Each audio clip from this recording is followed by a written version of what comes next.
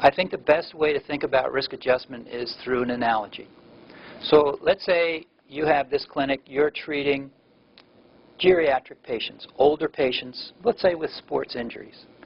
And then your competition, though, is on the other side of the street, and they're treating young patients with sports injuries.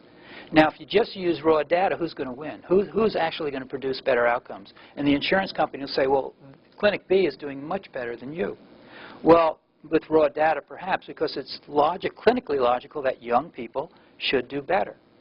But if you risk adjust and you start taking into account the different non-measurable confounders like age and medical comorbidities, dysfunction, etc., if you risk adjust that data, you have now a level playing field. And your data might actually be better than what would have been expected from Clinic B working with younger adults.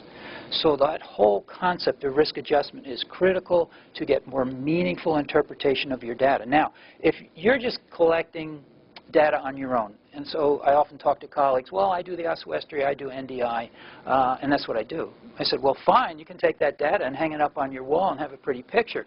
But if you can't risk adjust that data, then I can't interpret it. And it doesn't mean anything to my practice. So if you're going to educate me that you're doing a great job, you've got to start risk adjusting so I can interpret your data. And I think risk adjustment is very important. One last caveat. Risk adjustment is a fluid process.